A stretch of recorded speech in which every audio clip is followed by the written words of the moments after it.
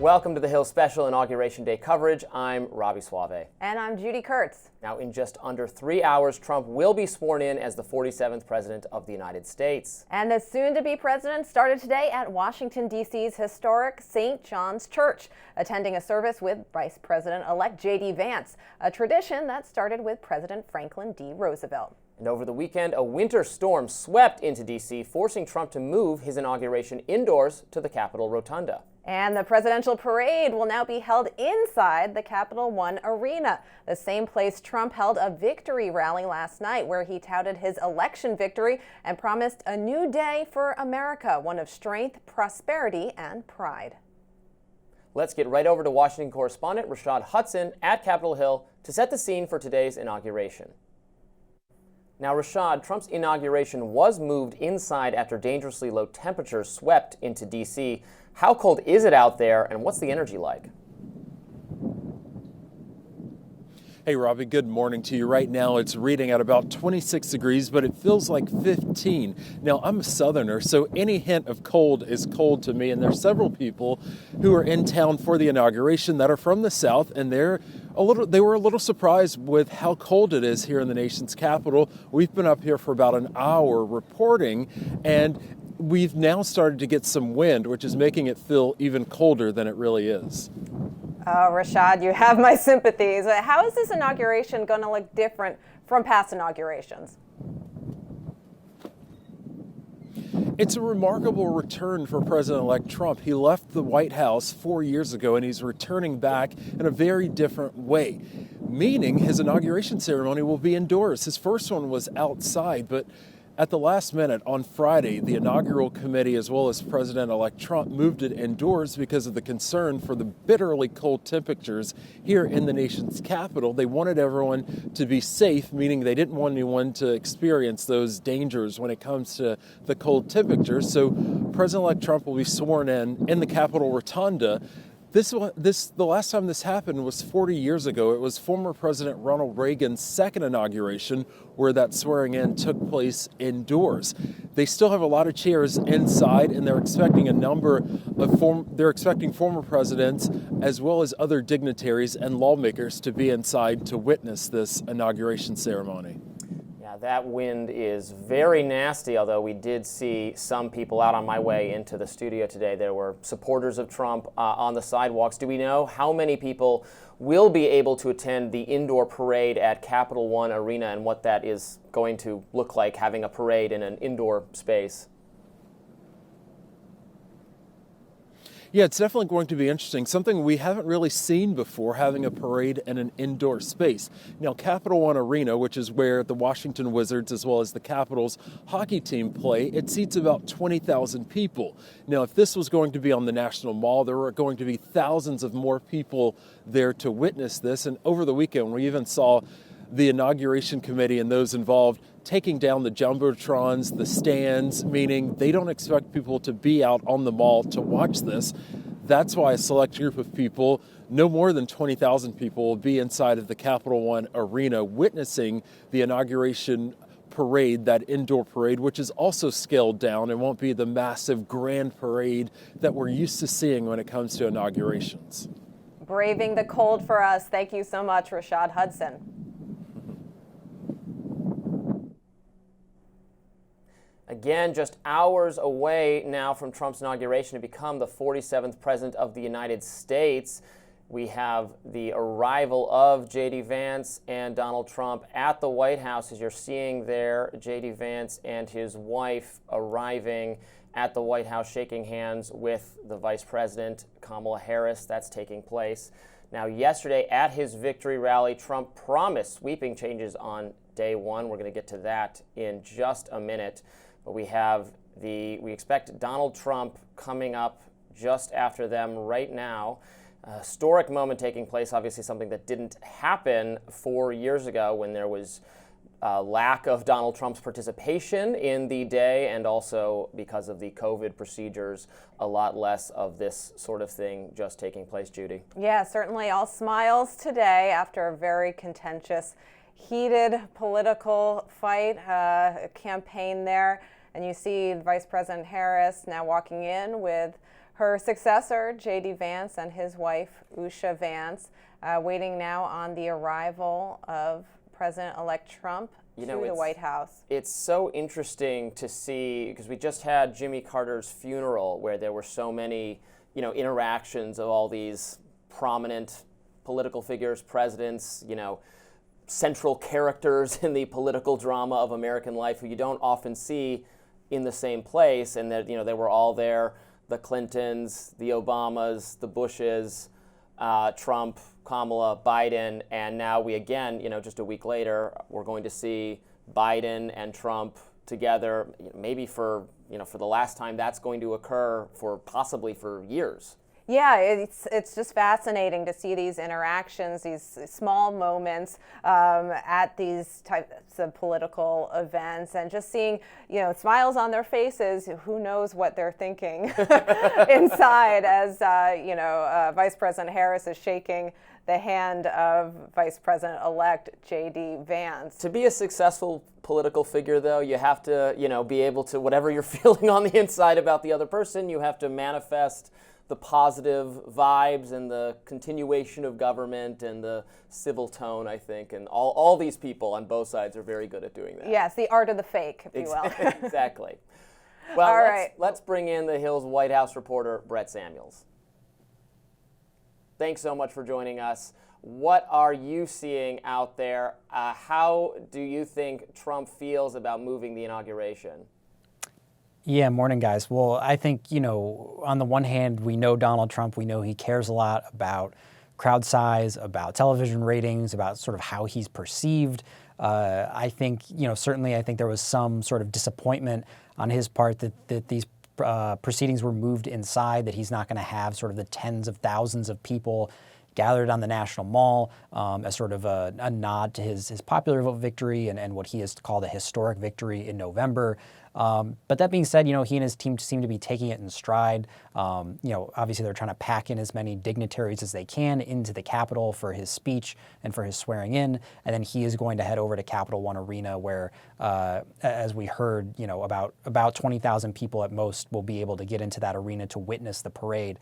And he's expected to sign some executive orders in Capital One Arena at that parade as well. So, they seem to be adapting to the circumstances despite maybe some disappointment over the changes. Certainly a busy day ahead. Do you think we could expect any surprises, Brett? Yeah, there's always the possibility that with Donald Trump, that there's something unexpected, whether it's that he makes an unexpected appearance somewhere, makes unexpected remarks somewhere, makes an appearance in front of cameras to address reporters, something like that. And on top of that, there's always, the question of these executive orders, what he's going to do. We're waiting on, for example, pardons for folks connected to the January 6th riots in 2021. I think that's something to keep an eye on, how far he goes on that. And we've heard that he's going to sign dozens of executive actions today. So certainly a possibility that buried in that pile of executive orders, there's something that folks weren't expecting to see on day one. Yeah, of course, there were preemptive pardons coming out of the Biden camp. We woke up to that this morning, that a lot of people are reacting to on social media, some conservative frustration with some of those, some relief probably from the Democratic side for Fauci, Milley, and other people who were pardoned by Biden. What are we expecting in terms of the executive orders that's going to be issued by Trump perhaps as soon as, I believe, 5 p.m.? Is that correct? Yeah, certainly no later than 5 p.m. And there's an expectation he may even sign some of those sooner than that. But certainly one big emphasis is going to be the border. We've heard from incoming White House officials that there's going to be 10 sort of core executive actions Trump's taking on the border today, declaring a national emergency at the southern border, designating foreign cartels as foreign terrorist organizations, ending birthright citizenship, which of course was a campaign promise, and that one will almost certainly end up in court. And on top of that, there'll be executive actions on the economy, executive actions rolling back environmental regulations. We're expecting to see him roll back Biden-era rules on diversity, equity, and inclusion, take more control over the federal workforce through Schedule F, which is a provision that folks maybe have become more familiar with than the average person because of Trump and some of his plans. But certainly expecting to see no shortage of executive actions, basically between the time he's sworn in and before he heads to those inaugural balls this evening. Brett, what's the mood among your sources in the Trump camp? Is there a confidence in the air today? For sure, Judy. I think confidence, vindication, triumphant, those would all kind of apply to the mood today. You know, we heard at that victory rally last night, a lot of folks talking about this feeling that, Trump was counted out, that he was sort of exiled after January 6th in 2021, and after he left the White House then, he bounced back. He had this campaign. He faced all these indictments and legal problems. He was grazed by a bullet in an assassination attempt last July. And the mood is very celebratory that after all that, here he is. He not only, won back a second term in the White House, but won the popular vote, saw Republican gains really across the board, across the country. So certainly sort of an exclamation point, I think, at the end of that campaign for a lot of Trump officials. Thank you so much, Brett Samuels. We appreciate it. Thanks, guys. Yeah, as Brett said there, it really is remarkable, the political comeback of Donald Trump, someone who was defeated in his reelection 4 years ago, who was made a pariah because of the actions on January 6th, now coming back, remaining in control of the Republican Party, defeating rivals for the nomination, surviving an assassination attempt, not only winning the election, but winning the popular vote, something he didn't manage the first time. There's now, really, there is more within the Republican Party, people being totally on board with Trump. I think he's better liked among the American people than he was the first time around. I think there's a real sense among conservatives that now they know how to get things done and implement the agenda they wanted him to implement the first time around. And just the kind of cultural resistance to Trump that existed in 2016. I won't say it's gone entirely. There's certainly a lot of people who are very skeptical of Trump and going to be very vociferously against him. But you have major tech CEOs, you have entertainment figures. We were told there's not going to be a normalizing of Trump. It seems very normal now to welcome in this president for the second time. Unusually normal, maybe. Yeah, it's fascinating, the turnaround we've seen. As you've said, it hasn't exactly been a total embrace of the president. Still certainly a very controversial figure, to put it lightly. Yes. But here in Washington, from 2017 at his first inauguration, now to the mood to today, where he has these A-list celebrities performing at his inaugural, something that many of them protested en masse. Right after his first inauguration, there were widespread protests, as you know, Robby, to today, where it seems like a much more celebratory occasion. And we'll have to see coming, in the future, how Democrats are going to deal with this now second term of soon-to-be President Trump. We've heard from a lot of them say that it's not going to be hair on fire for every single thing, that every policy he introduces that they're not fans of. Yeah, the Democratic Party is doing a lot of soul searching, I think, to figure out what the right message is to respond to the Trump era. I don't know that they've gotten there quite yet. Let's bring in the Hill's national political reporter and author of the 1230 Report, Kate Martell. Thank you for joining us. Good morning. Thanks for having me. Well, country music star Carrie Underwood is set to perform America the Beautiful today. We were just discussing, Judy and I, how so many more celebrities seem to have gotten not necessarily on board with Trump, but perfectly happy to provide their entertainment services as a backdrop. We saw Trump dancing with the Village People over the weekend. What is going on here? That's an incredible clip, Robby. And yes, seems to be a higher caliber level of celebrities that are now performing at Trump's inauguration compared to 2017. You just look at the caliber of celebrities that are performing, and Carrie Underwood is such a higher name than we saw before. And, she did say that she's not doing this for an endorsement of Trump, but she's doing this for a sense of unity. So that's the difference that we're seeing. There's almost less of a stigma than there was in 2016 from Hollywood celebrities, understanding that this is the new reality in Washington, and you can either fight it or you can work with the new president and find some policies they can agree on. But you definitely have some of these bigger names that we saw this time around. Yeah, Kate, one of those celebrities is Snoop Dogg. He's actually been under fire for his performance at an inauguration party. Many pointed out Snoop's hypocrisy. Back in 2017, he said he would roast any artist who is willing to perform for Trump.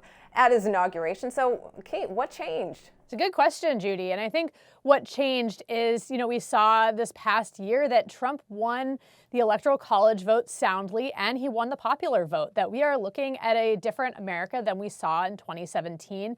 And now that it's become, a little bit more okay for some of these celebrities. Snoop Dogg is particularly notable. The rapper was very critical of Trump and the MAGA movement and is now moving away from it and is, arguing that this is a different reality that we're in and that, this is what a lot of America wanted. And now it's become, I think, a little less of, the stigma to support Trump. And that's why we saw him perform at this crypto ball on Friday, and that's made, a bigger name. We also are seeing Nelly perform, and that's going to be, I think, an interesting performer to see tonight. He has also faced a lot of backlash for his performance from his progressive fans, but his argument has been, hey, this is performance. This is not necessarily who I voted for. I support the President of the United States, whomever that might be, but we're not looking at Democrats and Republicans today.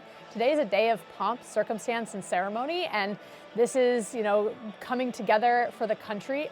This is not a political rally for Republicans. This is a big day for the United States and the transfer of democracy to the next incoming president. Yeah, it's not just Kid Rock anymore. A lot of other entertainers getting on board. Not an endorsement, obviously, but I think the destigmatization was a really great, smart way to put it. Kay Martell, thank you so much for joining us. Thank you.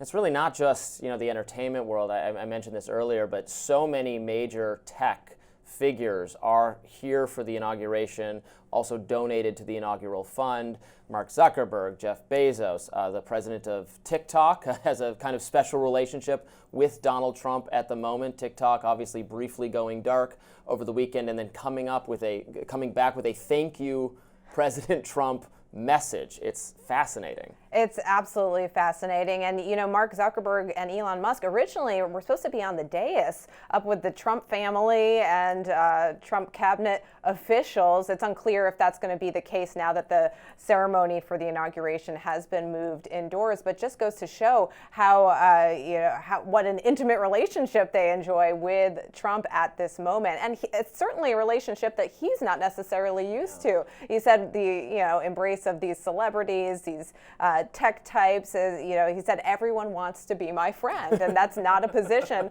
that President-elect Trump has necessarily been in before. These were people who were so against him. Mark Zuckerberg, has been a target of Republicans and Democrats for years. Republicans did not like some of the content moderation decisions that occurred on Facebook, and then Democrats similarly thought there was too much Russian interference, et cetera, on Facebook, and that had something to do with Donald Trump's win. So really, Facebook became this tremendous punching bag.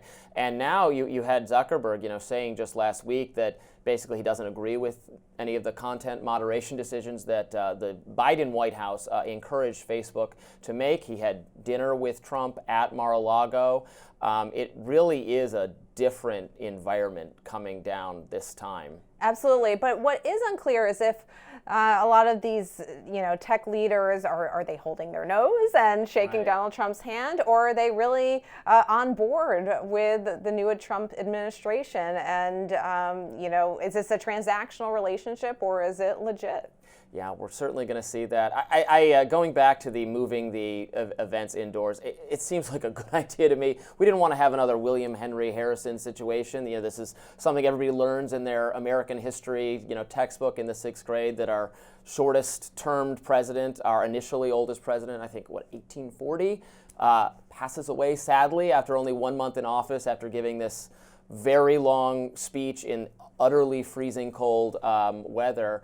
There also, I was noting on my way in, there's just so much security right now, so many roads blocked off. What I gather is that there was a sense among security personnel, people planning this, we don't want a repeat of any of the bad kind of if there were going to be protests, we don't want rioting occurring. And also, President Trump was the victim of a assassination attempt over the summer. And so the need to have, serious security measures in place and not just leave things to chance is, I think, very palpably felt by the people in charge, and also the American people, wanting protection, whether Republican or Democrat, Trump, Biden, whoever it is. We need serious protection from our leaders at these vital moments. Absolutely. And, the security is a lot easier when you're dealing with one venue like Capital One Arena, where much of the ceremony will be held. So let's take a look, actually, at President-elect Trump's victory rally held yesterday at Capital One Arena, the same place where much of the ceremony will be taking place today. Every radical and foolish executive order of the Biden administration will be repealed within hours of when I take the oath of office. We're going to do a lot of things. You're going to see something tomorrow. You're going to see executive orders that are going to make you extremely happy, lots of them. Yeah, it was a very well-received speech by conservatives. Donald Trump talking about some of the things he's going to do.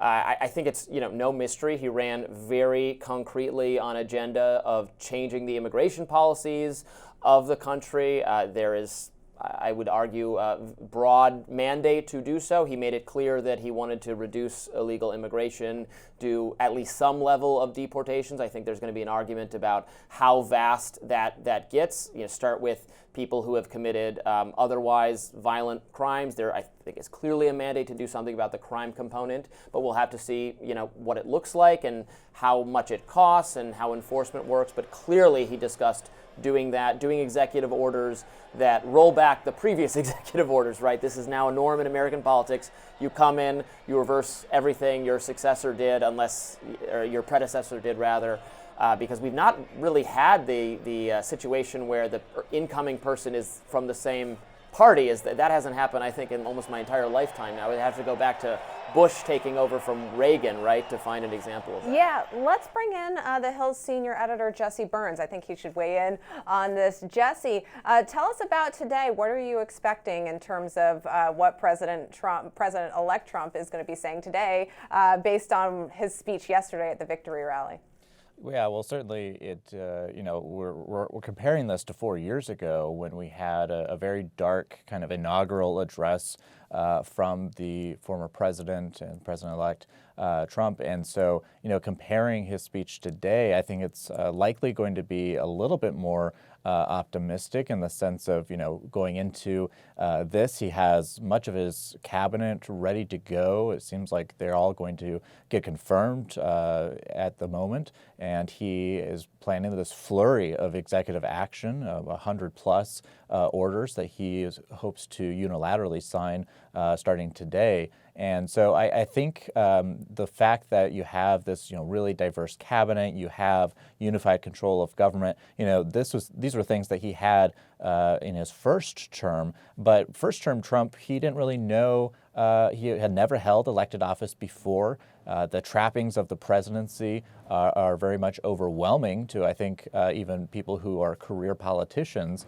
But now that he is a former president, he knows the lay of the land. He is entering office Jesse, I hate to interrupt you, but I want to point out that we have the motorcade now arriving, carrying President-elect Trump arriving at the White House. You see it pulling in to the gates there. I believe it's the northwest gate there, pulling in, getting ready to bring President-elect Trump to meet with President Biden for tea. Yeah. Jesse, you were saying? Yeah, just a very momentous day. The fact that we expect Trump to hit the ground running, his team already in a very kind of professional way, holding background briefings with lawmakers on Capitol Hill over the weekend, background briefings with members of the media this morning, trying to signal exactly what he is going to be doing when he takes that oath and starts signing these executive orders at the Capitol. So he is expected to be moving much more quickly than his first term. Of course, now this momentous moment of him actually hanging around to have this peaceful transfer of power, which was kind of commonplace, but did not happen 4 years ago when we did not see these scenes of Biden and Trump, shaking hands when Trump skipped the inauguration for Biden. And so clearly, a moment for the country to see some unifying images and something that a lot of people, are happy to see. Yeah, Jesse, thank you so much. Just going to jump in here, and we see President-elect Trump has arrived at the White House, opening the doors for him. Let's listen in as he arrives at the White House to meet President Biden.